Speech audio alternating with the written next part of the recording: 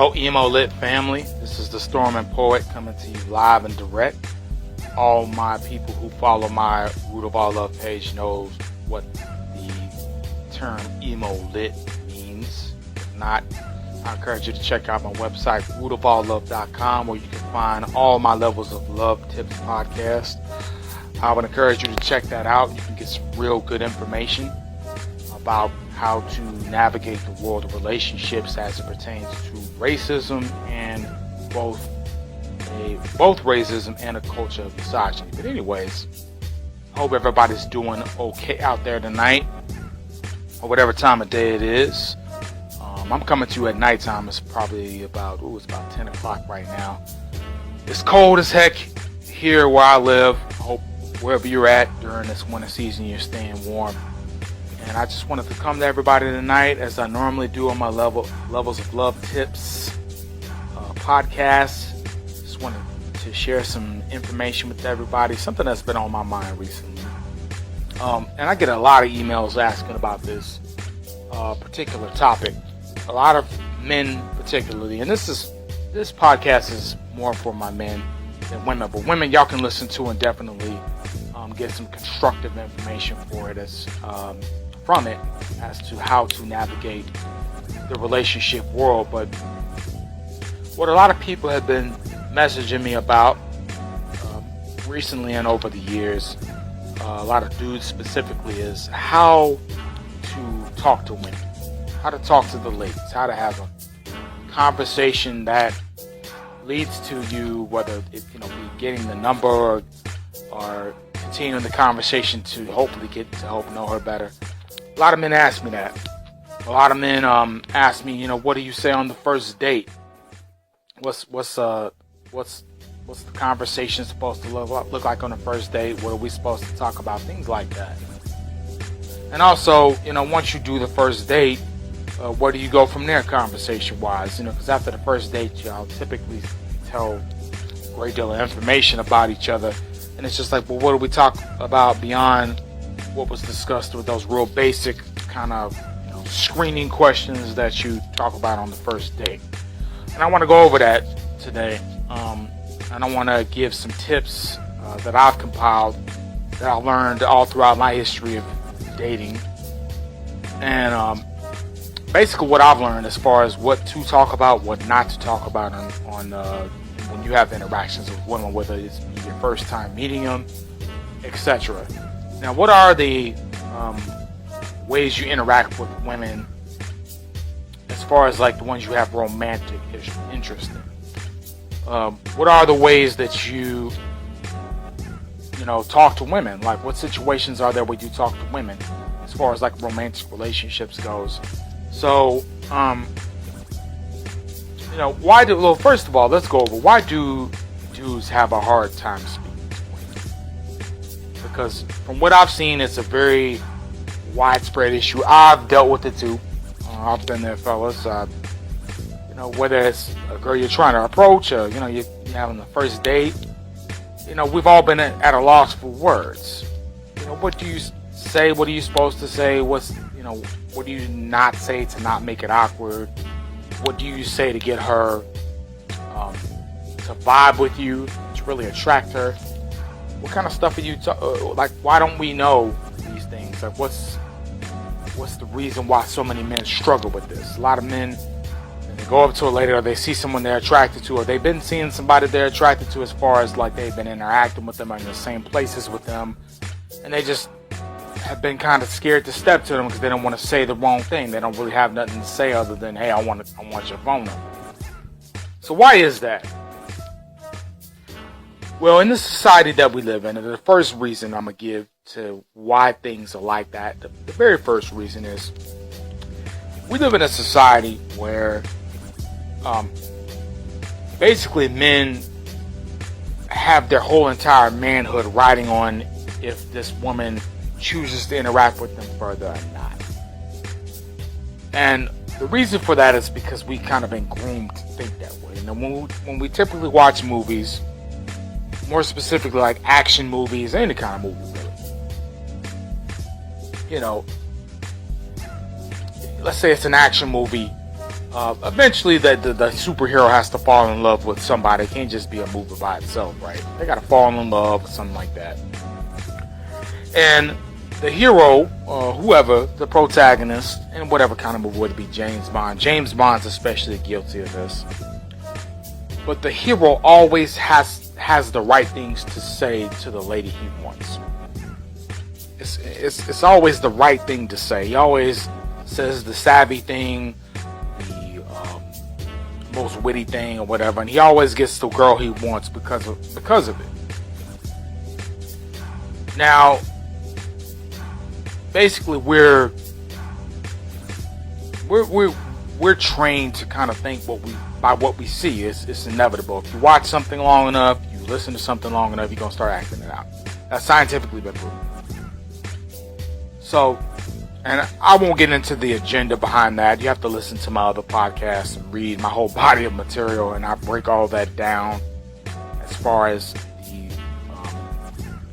what kind of stake the white supremacists, the ones with real power, have in all this. But the thing is, basically, we've been trained to think that if you don't say all the right things and get the girl, you're not a real man, because a real man is what's been portrayed in these movies that you watch. James Bond is a real man.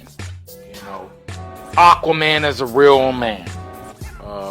Spider-Man is a real man. Just these real fantastical fantasy superhero movies and movies where the dude is larger than life. They always know what to say. Vin Diesel and Fast and the Furious. That's another kind of image of what we've been given as quote unquote manliness, and it's just simply not true.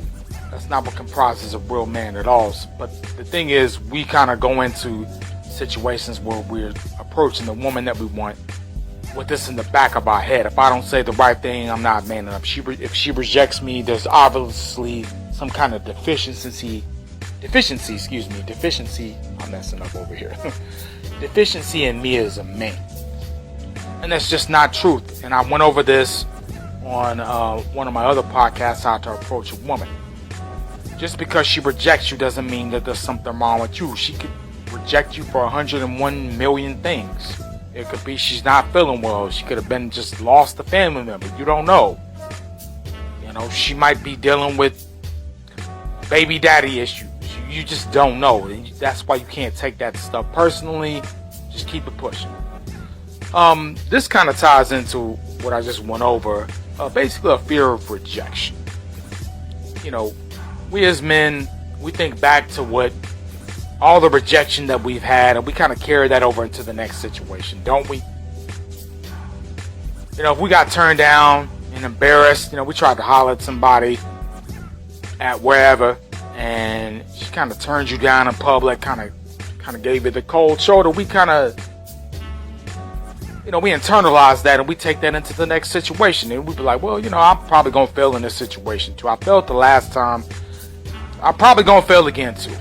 Or this time, I'm probably gonna fail again. And that kind of just puts this really unneeded pressure on you. You can't even be yourself because you're so worried about being rejected. And you can't do that, fellas. But unfortunately, we kind of live in a society that kind of fosters that. If you get rejected, if you get rejected, you're less than a man. I remember that last time you get rejected. That's why I'm saying it kind of ties into the last one. You're not a real man, and you're just gonna live as a reject the rest of your entire life. We kind of start internalizing that kind of thinking, living in a society. And the last thing why dudes have a hard time is basically a lack of knowledge. There's a meme floating around cyberspace world, and it was a comment that the homie Austin Carway, real talented dude locally, he gets a bunch of writers together. He's always doing community stuff. I pop my collar to this brother, and he's a writer himself, gorgeous writer, man. Organizes a bunch of community stuff, and I made a post one time talking about why men don't really read, and Austin broke that thing down, and he said something to the effect.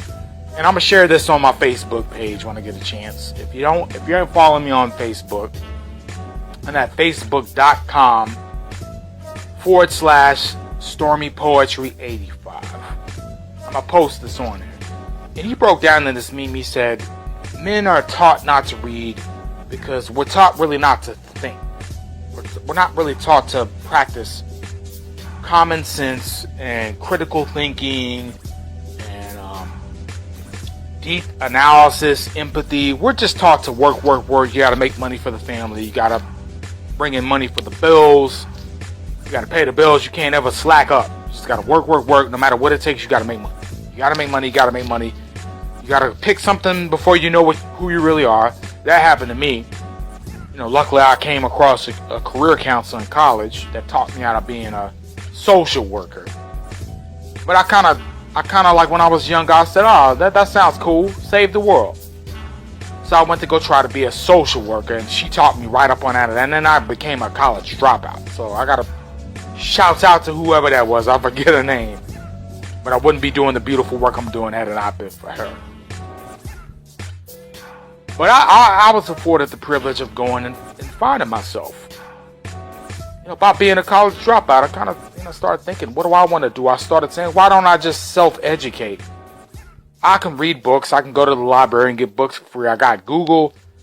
Let me just try to learn some stuff on my own. Let me try to figure out the truth of what's really going on. And I was able to gain a knowledge base because of that. But to go back to the brother's meme, he was saying men are kind of taught not to read. We're taught that that's a feminine thing to read. It's a feminine. There's something chicks do in a bubble bath with some candles lit. Man, it's not proper for a man to read. He's supposed to be out here working and grinding. If you reading, you wasting time. Don't spend money on books. Go spend money on video games and sneakers and rap music and all the kind of stuff you don't need. And he broke that down. He said, it's a product of toxic masculinity. Where, it's almost like intellect and reason and logic. Oh, that's girly stuff. That's emotions and feelings. That's what girls deal with. And the brother was right. And that's why I had to make it into a meme and quote him on it. Because that was some deep stuff right there. But how does this all tie into a lack of knowledge? When you don't have really a knowledge base, and you don't have really worldly experiences, and I'll go over this more later on in the podcast. Basically, the less you have to talk about, there's a deficiency in your knowledge bank.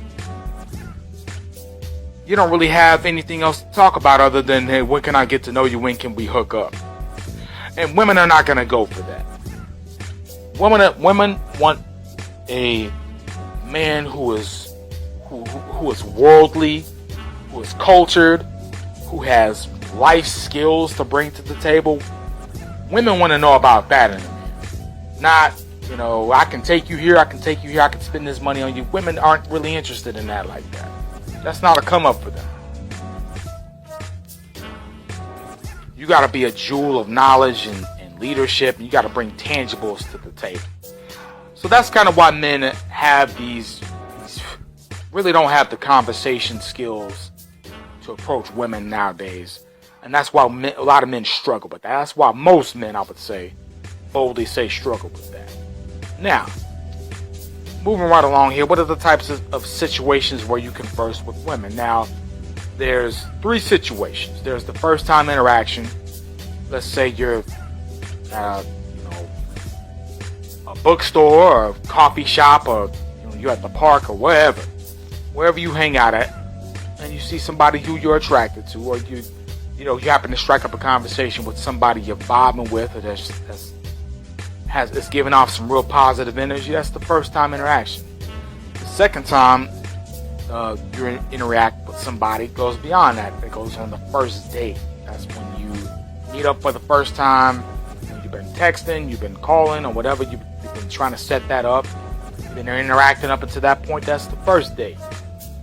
It's the second time that you interact with a woman. It's the second place of interaction, that type of situation. The third type, all interactions after the first date. Now, what that refers to is y'all been on a date already and kind of gotten to know each other somewhat. It's kind of the first date, as I'll go over later on, is basically the screening process. It doesn't really mean much. The second date is what matters. Second and third date are the game changers. Now, let's get right into it, shall we? How to improve conversation with the ladies. Now, let me break each one of these situational interactions down. Now, the first time interactions, here's a good way to, or effective way to converse with the lady that you have interest in. The first suggestion, the first tip is using what's around you to create conversation. Now, what do I mean by that? So let's say I'm gonna use Starbucks as an example. Let's say you're at a Starbucks or something like that. Any coffee shop, you can use this any place that serves coffee, caffeine. But let's say you're at a coffee shop and there's somebody in line, whether they're behind you or in front of you.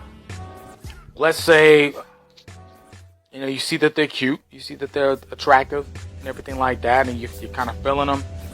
Now the thing is, women can smell disingenuity at the drop of a hat. They can smell that from a mile away. If you're being disingenuous, they can smell that. So if you, and as I say this, as I give this tip, let's say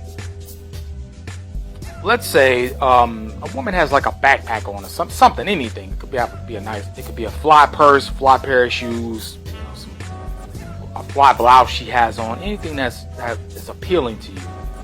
Let's say now the correct way to strike up a conversation would be like, just start off with a compliment. But the thing is, you got to be really feeling or really appreciative of something on her. Don't compliment this woman's hair if you're not really feeling this woman's hair, because if you're lying, they know you're lying. They can smell that lying on you. And plus, women don't like laziness. That's just kind of a real lazy thing to say, is, I like your hair, when you really don't. Compliment something on her that's very unique. If she has like some tattoos or something like that, a tattoo or an article of jewelry. Hey, I really like that necklace you have on. It brings out the color in your eyes. You gotta mean it. Don't just make something up. But that's a way to use what's in the scenery or what's in the environment to strike up a conversation. Hey, I really like that color of your hair. How in the world did you get your hair like that?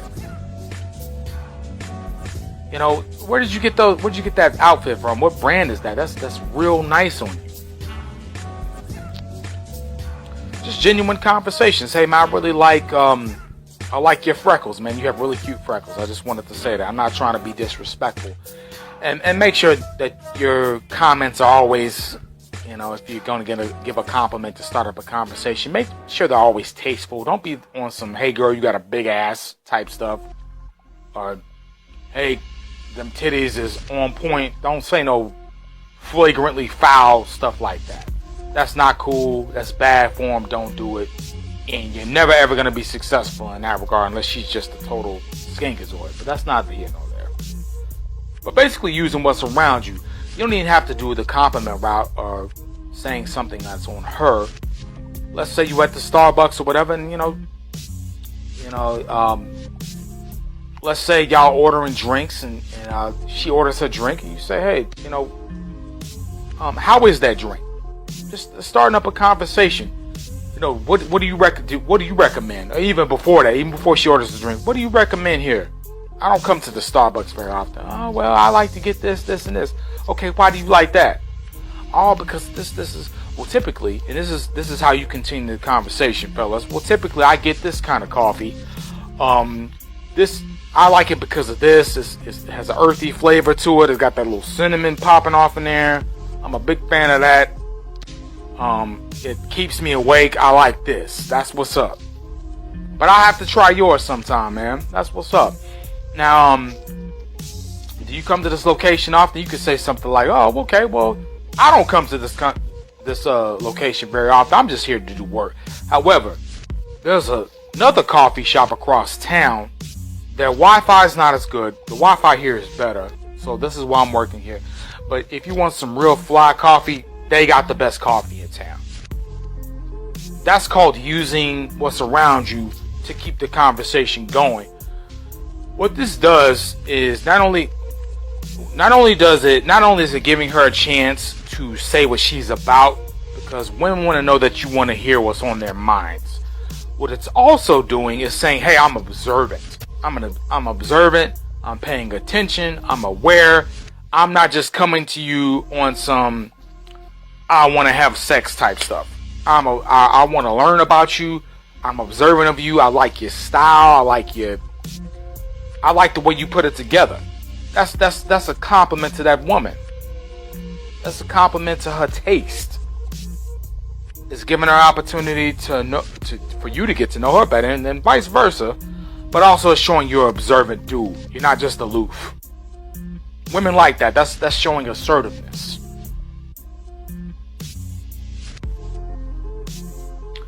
Let that soak in. And let me say that one more time. That's showing assertiveness. Women want an assertive, respectfully assertive, not disrespectfully assertive. There's two totally different things. But women want a respectfully assertive dude.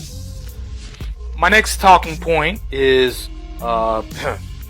didn't mean to word it like that, but talking their ear off isn't necessary. Fellas, and this is real important because I see this all the time. And on my place of employment, I'm walking up and down the hallways. I see fellas trying to put their bid in with women, and they're just talking their ear off, going on and on and on. And the woman clearly is like, if you ask for my phone number, I'm going to give it to you right now. You can see it in their face. Like, if this dude don't stop talking and ask for my phone number already. Everyone's time is valuable, including women's, just like your time is valuable, fellas. My time is extremely valuable. I don't have time to waste on nothing. Me doing the line of work that I do.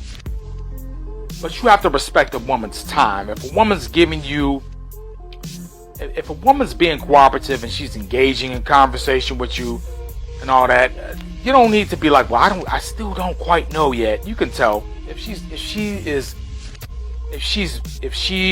is asking questions back, if she's entertaining your company, she ain't walked off yet and went and did, well, I gotta go. If she's taking time out of her day to look you in the eye and really have a conversation with you, I mean, understand it for what it is and ask for the number, or better yet, give her your number. Say, hey, I would like to continue this conversation. It doesn't take an hour to convince a woman to get your number or for her to give you hers. She just wants you to be respectful. And that's when you got to learn how to wrap it up. If it's going beyond 30 minutes. Now, unless y'all just really getting into it. I mean, I understand that. There's, in the past, I've approached women and we just happen to hit it off for 30, 20 minutes. It happened to happen that way.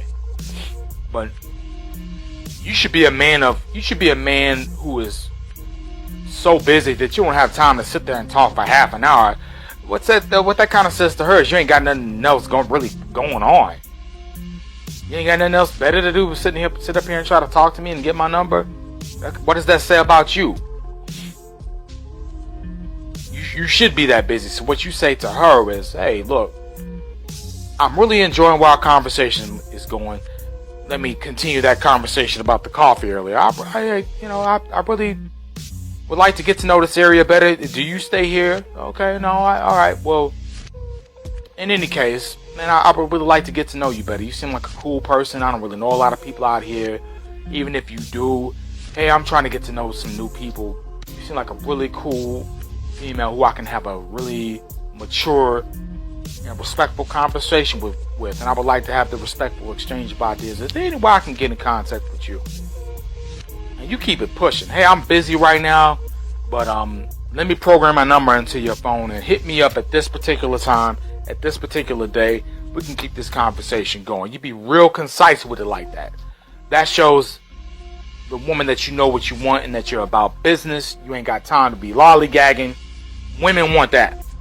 Plus, it leaves a certain mystery to you. If you're just telling your whole life story of, well, when I was 5 years old, I moved over to this side of town. I grew up here and I did this. And I went to this school and I got picked on and bullied, by the way. When I was 6 years old, I got picked on and bullied. I had to then move to another school where I got picked on and bullied again. And I have real self-esteem issues with that. And I kind of worked my way up out of that. And I had an abusive father. And he didn't make it any better. He was alcoholic. My mom left him when we were this age, so I had to move again. Then she met my stepdad. He was extra abusive. Well, it's just like, okay, come on with it, player. Keep it. Who has time to hear that? And that's kind of disrespectful. I gotta kind of side with the ladies on that one. Don't disrespect a woman's time like that. You could there's time for that later. Once you get on the first date or wherever afterwards, but you don't do that on the first time meeting. You say, hey, let's set up some. That's showing respect to our time. Hey, I know we're both busy right now. Let's set up a time later. We can discuss this. That's how you do that. Now, moving right along here, after do not talk their ear off, and I gotta stress that. Do not approach a woman on some pickup lines. Nonsense. I want to call it something else, but I'm going to keep it tasteful on this podcast. Never approach with pickup lines or canned responses. Women can sense that from a mile away. You're not fooling nobody. You're not slick. You're not getting over on them. Women have evolved to smell when someone's being disingenuous. You gotta keep it.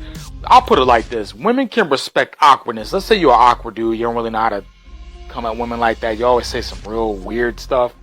Or you just kind of nervous. Women can respect nervousness. Women can respect that. What women can't respect is you being disingenuous. As long as you're genuine and you're being who you really are, you're approaching them and you're saying, look, I might be nervous and sweating on my palms and got sweat stains on my armpits, but look, I'm a genuine dude. I'm coming to you correct. At least I have the guts to step to you and start a conversation with you. Women can pop their collar to that and respect that. And the last thing I'll say is for the first time interactions is get into question mode. And I kind of went over that. I'm not going to beat a dead horse, but just basically ask questions and ask genuine questions. Asking a woman, do you live around here is a genuine question. Hey, I need to know if you live around here so you can hit me to some fly spots. Hey, I need to know if you live around here to find out if you don't live in Waco. Because I'm not about to be driving back and forth to Waco like that, and you ain't trying to do that either. Hey, I need to know if you live around here because I'm trying to learn the region better. I want to get to know the region better, what kind of people are around here, and how the people get down with the customs. I'm trying to learn about the area. I'm trying to become more cultured. That's a legit question to have. You get into question mode. You start trying to figure out their background. You start trying to figure out what they're about. And one thing I'll add to that, I didn't put this in my notes, but one thing I will add to that is if the questions that you answer, kind of try to find a way to answer those same questions about yourself. You see, because what this does is it establishes trust with the woman, because it kind of shows that you're just not asking a bunch of random questions, being nosy. If you're willing to reveal certain things about yourself, that's what makes her trustworthy of you to a certain degree. If you're willing to reveal that same information that you're asking her, saying, hey, I'm not trying to be nosy and figure out a bunch of stuff about you. I'm willing to answer those same questions. I'm willing to be equal with you in that regard. Now, moving on to first date conversations. A lot of dudes ask me about this. By the way, if you want to email me any questions, I have a broad knowledge base on a ton of different topics. I have a lot of answers to a lot of questions. I can answer you about health and wellness. I can answer you questions about systematic white supremacy, relationships, all that. I'm just a wealth of knowledge. All those years of reading all those books and being a nerd are paying off right now. So feel free to ask me anything. I'm glad to answer anything, and I'll get back pretty quickly. Email me at tsp@thestormypoet.com. Again, that's TSP, which stands for The Stormy Poet. TSP@thestormypoet.com. I'll be glad to answer any questions if you're trying to inquire about any business happenings going on with me, or ways we can interact, or ways, stuff I got going on in the community. Feel free to reach out to me. I'll be glad to respond back to that. But anyways, back to the topic at hand. First date conversation. A lot of men ask me about this specifically. Women too, but primarily men. What do I talk about on the first date? That's the question I get. This girl I really like, we went out. I don't know if I asked the right questions on the first date. Well, I'm about to give you some tips for that, and hopefully it'll clear up any of those questions that you may have. Now, some tips for having good conversation on the first date. The first tip is paying attention to what her interests are. Now, leading up into the first date, there's typically an exchange of text or a phone call. I like to keep things simple. I like to tell fellas, if you're gonna do a phone call for the first date, you need to set up a date at least within a week and a half after first meeting her. And let me tell you why. Not to be disrespectful to the ladies, but to my fellas, I'm just gonna be straight up 100% honest with you. Women get bored real fast. When you first meet a woman, like I talked about earlier, and let's say you are successful in getting a number or giving her yours, I recommend giving her yours. But let's say you are successful in that regard, you got about a week and a half, the longest window to set a date up. Now, to set that date up, you can either, from what my past experiences, I've either done it through text, or I've just called the lady up. I just called her up, or she called me at the time that we said we were going to talk to each other, and I set the date up. You kind of continue the conversation. You do exactly what you said you were going to do, that conversation that you had, and then based off the tips I've given you earlier, you kind of continue it, and then you say, you know what, I would like to meet up with you in a more personal setting, wherever at. I try to do things at the crib the first day. I suggest rather to do things at the crib the first time, but not a lot of women are comfortable with that. I respect that. I'm just saying, and then go back to my old podcast. There's a way to go about asking for that. There's a way that you do it in a respectful way that makes the woman feel comfortable. It's your job, fellas, to sell it. So anyways, on the first date, y'all should have been talking already. Y'all should have been talking about phone, about text. And if you're asking her, and what you should be, if you're really getting to know her, and you're saying, what are your interests? Not even just the general, not even the interaction beforehand, but let's say you're on the date. Either or. If you're asking what her interests are and you're trying to really get to know her, pay attention to that. If she says she's allergic to something, she says she's allergic to shellfish, do not take her to no damn Red Lobster on the first date.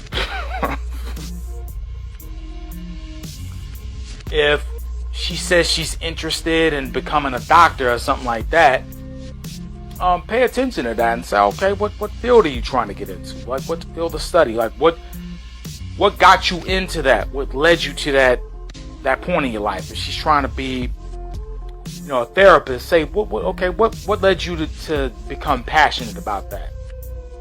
You see, these are deep and meaningful questions. This is not small talk. You want to avoid small talk as much as possible. Try not to be talking about the weather. Now, it's not a sin to talk about the weather, but if you live here in Texas and you're going to tell somebody on the first date, man, it sure is hot outside. Okay, it's Texas. No S, Sherlock. It's always hot here in Texas in the summertime. That's nothing new. So paying attention to what our interests are, that actually will give you cues on what kind of questions to ask, or that'll give you cues on what you can say that relates to that. Like you might be interested in the same thing, and you can say, okay, well, you're interested in this, so am I. We kind of share that common interest, and here's why I'm passionate about it. Here's the things I like about it. That forms a connection. You know, conversation, and I've said this time and time again, connection is all about how thorough a dude's conversation is. And the woman too, but we're talking to the fellas tonight. Now, another place that promotes good conversation between you and her, which promotes the vibe, is picking a place you're familiar with. This is when you being cool with just being by yourself comes into play. This is when it comes to your advantage, because before I started dating, before I got into a relationship, I went all around the city of Fort Worth. Man, Fort Worth is a robust city. It's got a bunch of cool hot spots. You got art galleries, you got music clubs, you got some dope restaurants, you got historical art monuments and stuff like that. You got all kinds of just cool landmarks. There's the Trinity River. The city's real cool to get around. It's real easy to get around. You got some cool sports spots. Yo, Fort Worth is all that in a bag of chips, man. I would just go and walk around. I used to do for amateur photography back in the day. I go around and shoot stuff. It's just some real cool spots. But the thing is, I was cool with being by myself, and I learned about a bunch of cool spots. I learned about some real fly spots to go and hang out at. And I became a regular at a lot of those spots. I can't talk tonight. I became a regular at a lot of those spots. People got to know me. I got to know people. It was on some Cheers type stuff. Everybody knows your name. I'm being silly, but the thing is, you establish a rapport with the people there. You establish like why you like those spots, what's special about them. You can share that on your first date with your lady, the lady that you with. They might have some dope lasagna there that nobody knows about. You can say, hey man, this place got some real good lasagna. When you're on the first date, you can elaborate on that place. You can say, I've been going here for years, and the waiter comes up to you, hey, it's good to see you again. I see you got a lady with you. And then that makes you look like a somebody. Women like that. That means you're sociable. That means you're getting out. That means you're cool with being by yourself. That means you don't need her. Women like a man who doesn't need them. But even though they don't need them, they choosing to spend time with them. That's very attractive. That's very sexy. And you can elaborate on that place, and it makes you look very scholarly also. It makes you look like you know a thing or two in that your culture. And the last thing I'll get into is about as far as first date conversation, is knowing how to see the humor in everything. Women love to laugh. Humor is very, very, very important. No woman wants no dude with a lump of coal stuck up their butt. That's just toxic. That's just a toxic energy to be around. He can't never lighten up, can't never crack a joke. Everything's super serious. Like for instance, like me. People who know me, they know what I talk about. They know what I write about. I write about white supremacy. I'm very outspoken against racial non-injustice. I'm very adamant about that. I speak about it consistently. But the people who know me also know I'm a very lighthearted dude. I don't let that consume my life. I'm a human being. I'm a individual, unique human being with my own dreams and aspirations. But I understand the system I live under, and I understand the importance of challenging that system and dismantling it. I understand that there's literally lives at stake here when I talk about that situation, but at the same time, I'm me. I'm still my own person. That's not all I talk about. I still have things that are very individual to me. And I'm very lighthearted. If you know me, you know I like some goofy stuff like Yo, if you don't know who if you don't know me personally, go check out this genre of humor called YouTube poop, and that will let you know how damn childish I am. I'm petty as all get out, but at the same time, I'm a professional. I know when it's time to get serious. But I got a sense of humor,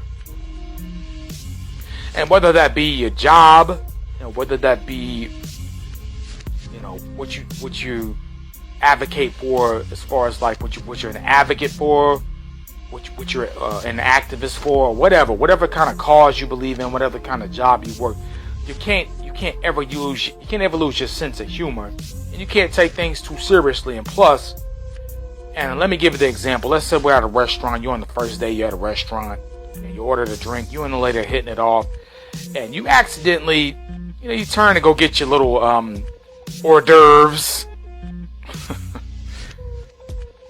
And you forgot you put your wine glass there, and you knock your wine glass all over your seat, spills on your pants. You're just looking like an extra kind of dumbass. And I'm speaking from experience. I done spilled stuff on myself and on the floor. And back in the days, I used to get so embarrassed by that. I was just like, oh my gosh, the date's over, this is ruined, she's not gonna be interested anymore. And I'm trying to wipe it up and clean it up, and the whole restaurant's looking. You're just extra embarrassed with it. And you're apologizing to the lady, and when stuff like that used to happen. And I'm just using this as an example. Other stuff's happened, but I'm just like, I'm so sorry. I feel like such an idiot. And the woman's like, yo, it's okay. It's all right. And for some reason, dudes, we just can't believe them, can't we? No, it's not okay. She's just saying that to make me feel better. This sucks. The date's over. And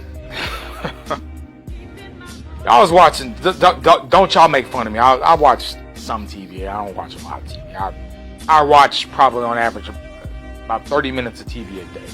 And I get local stations. I don't have cable, and I don't watch Netflix, and I don't watch anything. I've seen stuff on Netflix, yes, but I really don't watch TV or Netflix. I don't have internet to support Netflix. I'm a very, very humble caveman type dude.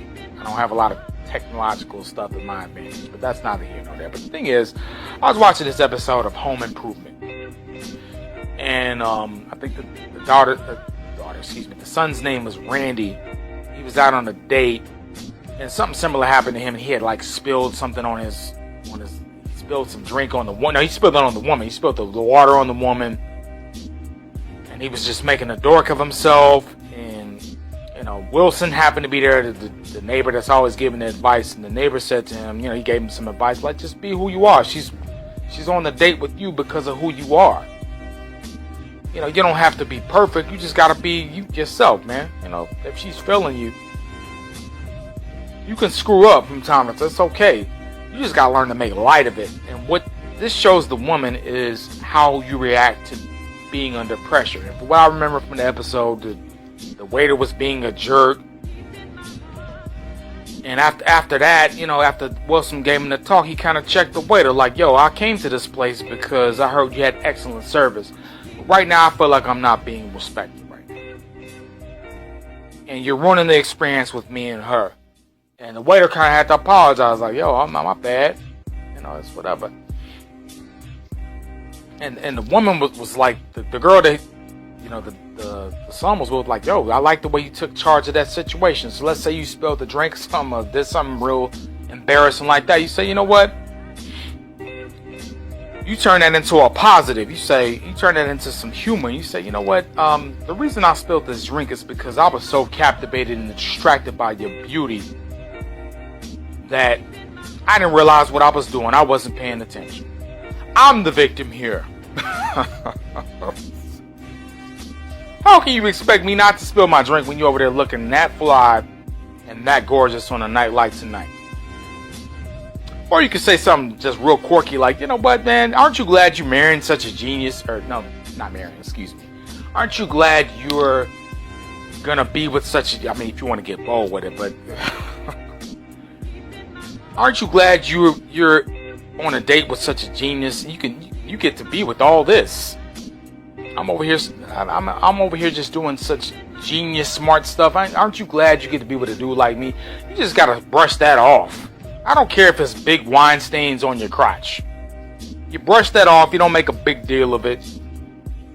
You just keep being fly as you can be, and just keep making it about selling yourself, not about your clothes, not about being, uncomfortable or being embarrassed. You just say, look, I don't care if I spill the whole entire grape soda in my lap right now. I don't care.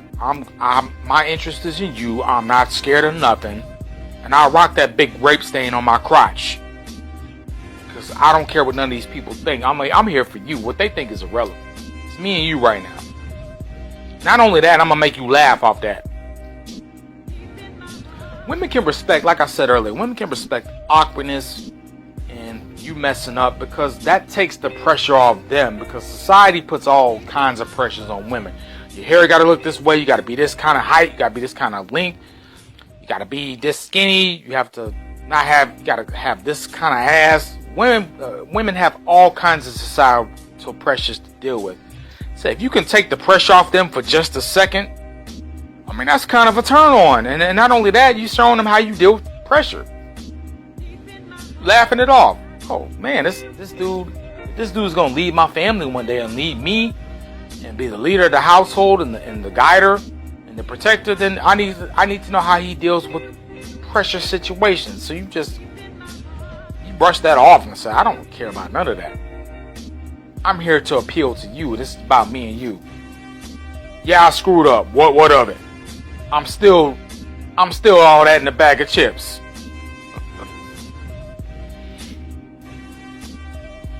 And to my last point tonight, as far as like the interactions that you'll have with women, all interactions after the first date. And I'm gonna bust through these real quick because I don't want to waste too much of your time. But this is your chance, number one, your opportunity to display your emotional literacy. So let's say it's after the first date. That went off great. Y'all already set the second date up. And the whole point of the first date is to set the second and the third date up. That's all it's there for. So now you want to get into more depthful attributes about yourself. And I referred to the family earlier as emo lit. Now this is where we're getting into that emotional literacy. A woman's looking at this point after the first date to see how emotionally literate you are with yourself. Do you really know yourself? And this is why, fellas, I advise against getting in any kind of romantic relationships until you really found yourself. What do you want to do for the rest of your life as a career? What really are your pet peeves? What are your values? What are your passions? Where do you see yourself in 5 years? Things like that. Like how do you handle pressure? These are things you should be figuring out before you get in a relationship. There's a book written by Barbara DeAngelis, and it was Secrets About Men Every Woman Should Know. Check that book out, and I could be misquoting it because there's a book for the fellas and there's a book for the women that she wrote. I have both of those books. Very, very well written books. She breaks the game down on how women see the world, how men see the world. It's real deep. And my thing to the fellas is you should know yourself in and out before you get in a relationship. And you do that, and I always go back to this. Reading books. Read books. Read books about relationships before getting into one. We get in a relationship a lot of the time without knowing nothing about them. And that's we've already failed before we've already begun. And the way that you build your emotional literacy, like me, I'm very emotionally literate. I sit and ask myself, are you sad? Are you tired? Are you afraid? Are you scared? Or are you, how you feeling right now? Because you on some nonsense right now. I got to check myself. Fellas, you got to learn how to check your emotions. And this is your chance to display to the woman how emotionally literate you are. Like, y'all talking and she says, how have you handled rejection in the past? not that a woman will ever ask you that, I don't know, but let's say that question, just as an example, a question like that comes up. Well, I've learned this, and this, and I've learned that it's not personal. That doesn't attract anything away from me and my value as a man. It is what it is. I respect that. I learned how to respect that. I used to trip off that, but now I've learned that that's not the best way to go about that. And I've gained a deeper respect for women based off my past experiences. That shows maturity, which women really want to see is maturity. If you lost your job or something, how would you handle that? If you had, sudden health problems pop off, how would you handle that? Women want to see that. Women, find a way to incorporate that into the conversation afterwards. Please forgive me, y'all. My allergies is tripping right now. It's that magical time of year where my allergies just are kicking my butt. So please excuse the sniffling. I'm going through it. But anyways, the second thing, the second way to successfully conversate with a woman in all interactions after the first date is, this is your opportunity to narrate to her where you're headed in life. This is your opportunity to talk about that. This is your opportunity to let her know what you're about and where you're headed. Because women are more concerned, not so much where you're at, women are more concerned where you're going. That's real talk. If you understand nothing else from this podcast, understand that women see potential. And you have to show them why that potential that they see is valid. So yes, the potential you see is legit. It's not a fluke. Want to know how it's not a fluke? Okay, this is what I'm working on right now. See, the first date is not to really talk about all your achievements and all that stuff and what you're working on. Your first date is kind of the screening process. The second date, this is where you start really showing her what kind of man you are and where you're going. What kind of grit that you have. Now, me personally, I'm trying to get my own thing started up. I want this to be self-sufficient. I don't want to have to go work for nobody else anymore. And if that means me being in some little tiny efficiency apartment, as long as I got good food to eat, that's not making me sick, and water to drink that's clean, and a roof over my head, I'm fine with that. I don't need nothing else. And if my tooth hurt, I can go pay to get the tooth removed. I don't need nothing else. But I'm trying to get this thing popping off. Now, me doing my own thing and doing my own books and doing my own podcasts and doing the articles and the essays and all the artwork and the poetry and all the commentary I do on social media and all that stuff. The thing is, me going down this journey has taught me a lot. It's made me very worldly. It's made me very knowledgeable on a lot of different topics, because I had to learn how to build a website. I had to learn how to do X, Y, Z. I had to learn how to survive. I had to learn how to compete. I had to learn how to fight. I had to learn how to get connections going. I had to learn about technology. I had to learn how to become a more effective writer. Okay, this built up grit. This built up a kind of battle-hardened spirit. I had to learn history. I had to learn how to challenge white supremacy. All that.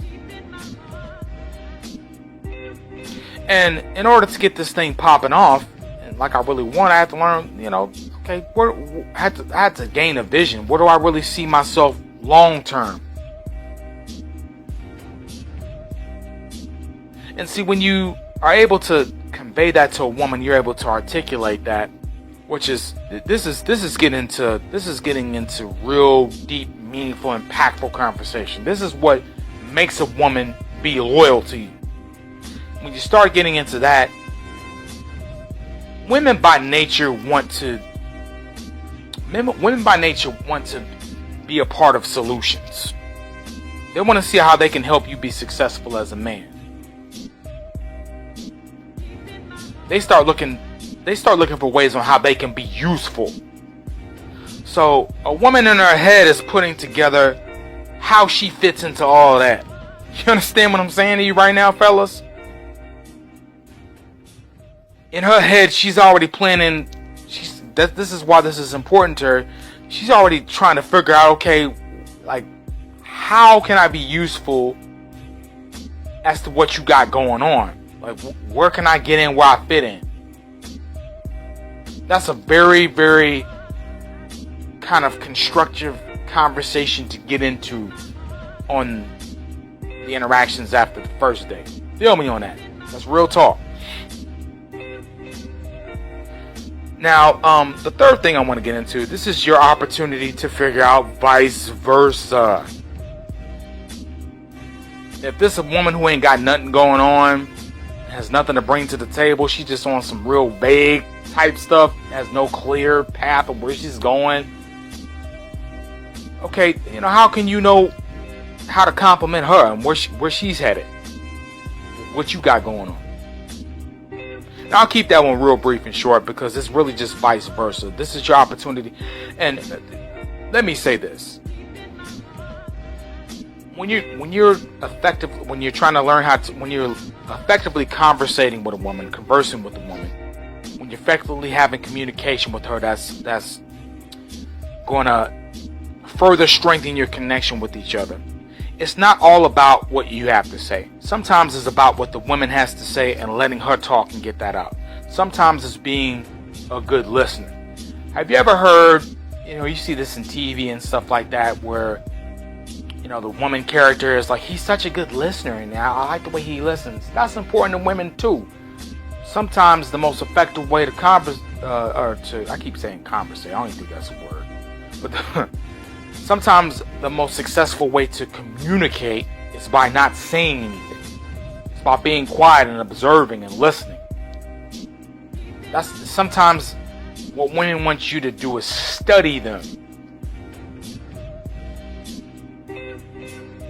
There's a meme floating around Facebook talking about what real passion is, and I alluded to the fact that real passion involves studying your partner from top to bottom and learning which ways to compliment them. That's real passion. It has nothing it does have to do with the bedroom, but it doesn't just have to do with the bedroom. Passion is outside of the bedroom. That's how you make love outside of having sex. And my last point that I'll make before I get up out of here is this is your chance to fill in on what you've learned on past relationships and or what you plan on putting into and getting out of a romantic relationship. Now, women don't want a perfect dude. Let me say that again. Women don't want a perfect dude. They don't. You don't need to be perfect. You don't need to have perfect teeth. You don't need to have perfect suit on. You don't need to have a perfect car. Women don't care about that. They just don't. What women are more interested in is, what have you learned from your mistakes? So this is your opportunity. If you're looking for conversation, and she asks you questions, and it comes to that point just naturally, just say, hey, look, I used to do this X, Y, Z. Let me tell you something, fellas. The reason I'm up here doing this podcast is because I've made mistakes. And I want women to know the mistakes that we make, and I want women to know the games that we play, and I want you to know the games that you're playing and the mistake that you're going to make. And I want you to say, okay, let's learn from that. Let's stop playing the games. Let's be genuine. Let's not try to get over on females, and let's just be genuine. You shouldn't have to be deceptive to get what you want, regardless of what you want from a lady. Deception's never an option. But the thing is, the reason I'm so knowledgeable on relationships is because I've taken the lessons, extracted the lessons from my own mistakes, from the own games I used to play. That's what makes you mature. That's what helps make you emotionally literate. That's what helps you grow and evolve. Women like hearing what you've learned from your shortcomings. That's what it's all about. They love hearing how you've learned and how you've adapted. That represents somebody who can evolve, who can adapt to their situations and get more wise and savvy.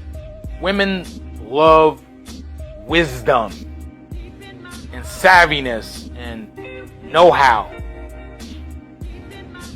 And a dude who knows what he's doing. That's what they want. A dude that's going to give them directive. That's the kind of conversation a woman wants to engage in. Not no superficial nonsense and, you know, you asking them some silly stuff like, how many men have you been with? No, man. If you want to ask anything, you can, you know, turn it around on there. Okay, what have you learned from your past relationships? Then they can turn and ask you. That's constructive conversation. Anyways, I'm going to get on up out of here. To everybody who tuned in today, thank you for listening. I hope I was able to give you some constructive tips. If you have any questions, anything like that, feel free to email me at T.S.P at thestormypoet.com. Also, check out thestormypoet.com. That's where my poetry is at, my free poetry, stuff that's featured in my books, articles I've written on a variety of different topics. I would love to hear your feedback. Follow me on Instagram. I'm at Instagram.com/thestormypoet. I'm on Facebook at Facebook.com/stormypoetry85. Free to hit me up on there. I'm on Medium. You're on there. I'm on Goodreads. I'm on SoundCloud. You can just search my name on all these sites and I'll pop up. I look forward to interacting with all of you. Thank you for tuning in tonight. I really appreciate it, wherever time of day it is for you. And I look forward to bringing you more levels of love tips in the future. And I want all of you to have a positive and productive day wherever you are. Send positive vibes your way. Signing off to my Emo Lit family. Peace. Thank you.